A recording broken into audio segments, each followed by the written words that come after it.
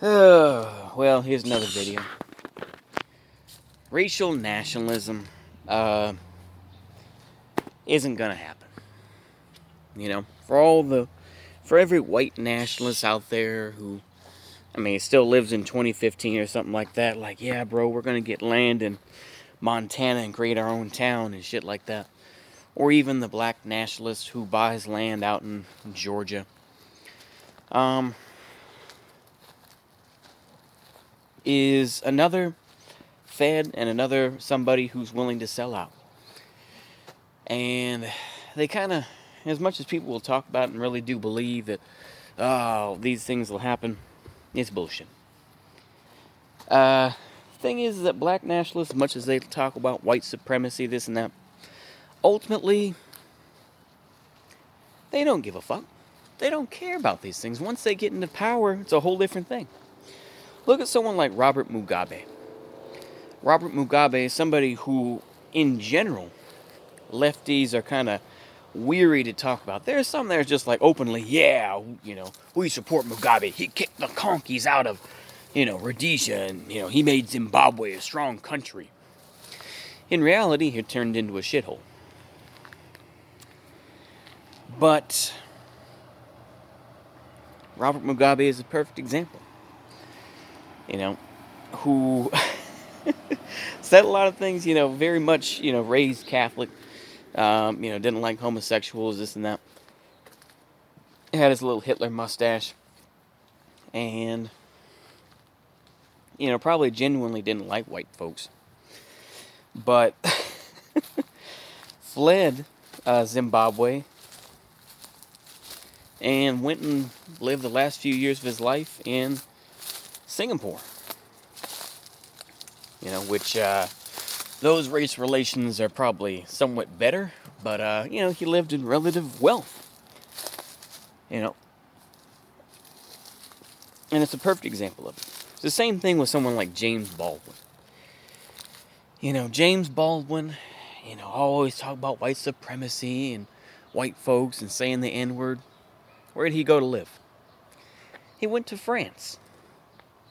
And near the end of his life, he was so scared of, rising French nationalism, this and that.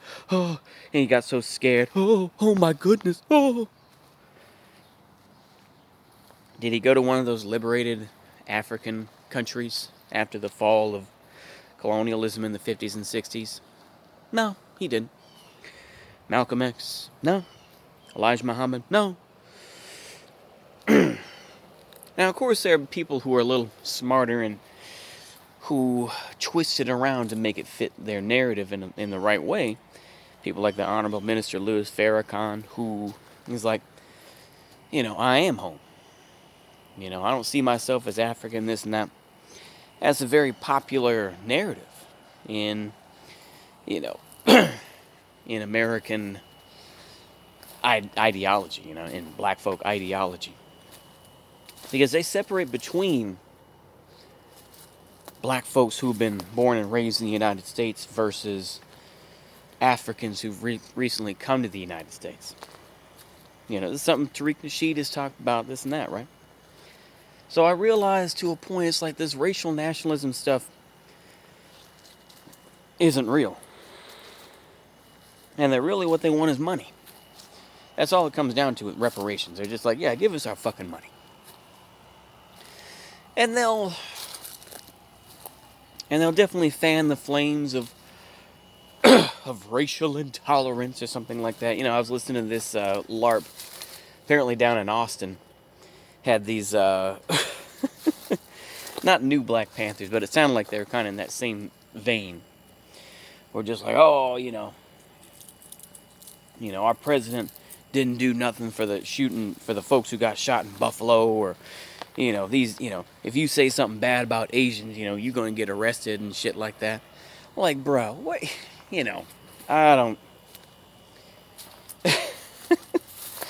It makes me laugh because it's like, brother, what are you going to do about it? And you know that these brothers, they'll talk that big game and they'll talk all that, but at the end of the day, they ain't going to do nothing. They just running their mouth. That's all a lot of Americans can do, and I've said that before. All Americans can do is run their fucking mouths, talk that shit, and a lot of the times, they ain't gonna fight about it. They're not gonna pull, they're not gonna have fists, they're not gonna pull out knives, guns. Sometimes that does happen, but for the most part, it's just people venting and talking shit. Because Americans are still too comfortable. We're still too comfortable. We still have enough bread and circuses to keep us distracted. You know? And even with those bread and circuses gone, a lot of Americans just too scared. For every black nationalist that's out there is another brother who who just wants some money. You know? So, like I say,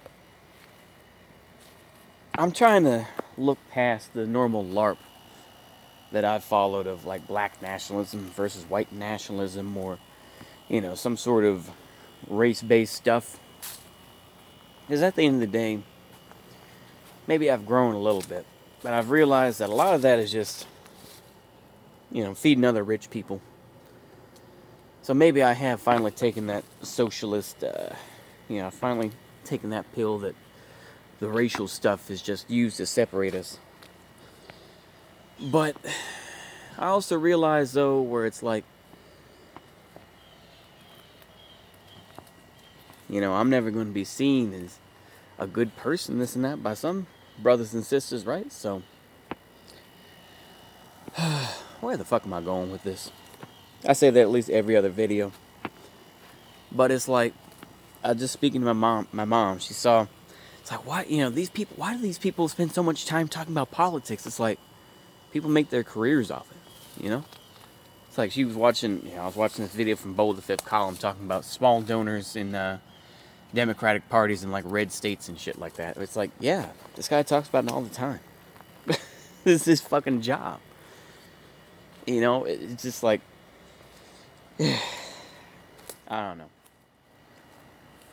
And of course, she's just like, oh, yeah, I want the centrist politics back and the, polite politics. It's like, no, it's not, we're not there. People have already made their choices. Now, of course, like I say, those leaders don't give a fuck about those beliefs necessarily. They just give lip service to it. They fan the flames of it, You think Donald Trump gives a shit about, killing drug dealers? Fuck no, he doesn't care about that. He just says, it to keep the base happy. And there are plenty of folks who are just so buck broken that they just be like, oh, he's gonna get rid of him. He's gonna do it, boys. He's actually gonna do it. He's gonna get rid of the deep state this time. Give me a fucking break.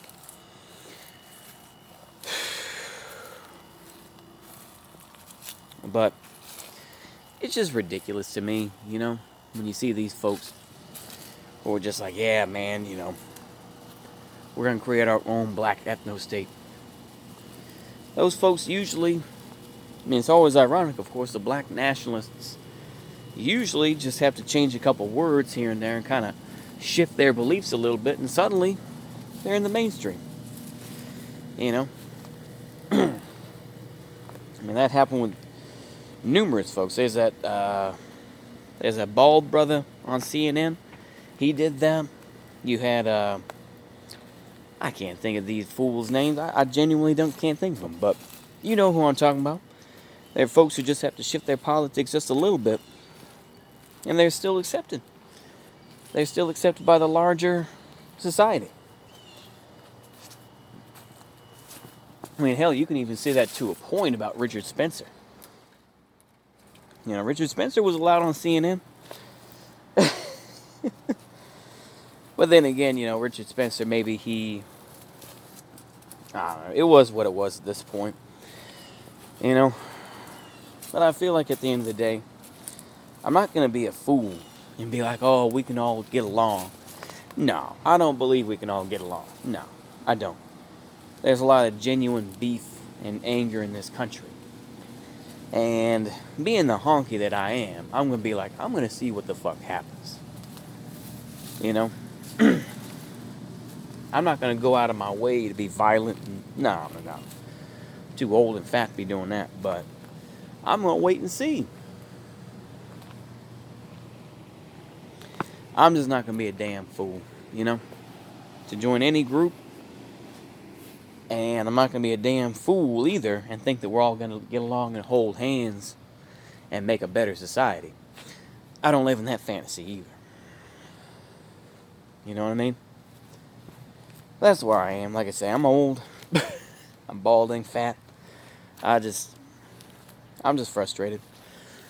As I accept my boomerisms more and more, it's just the way it is, you know what I mean? It's just like, let the youngsters talk about all that race stuff and talk about reparations and talk about, how Whitey's so evil. Let them. And then, of course, you find out that the most virulent sort of folks, who are just like, oh, I hate Whitey.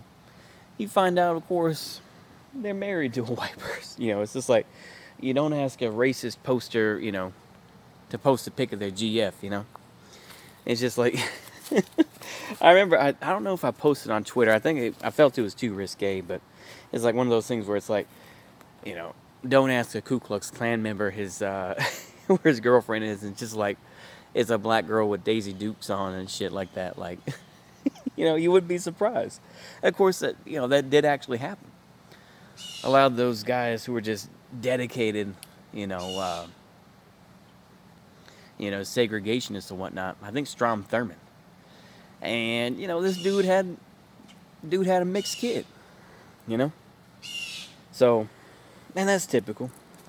It's typical. But,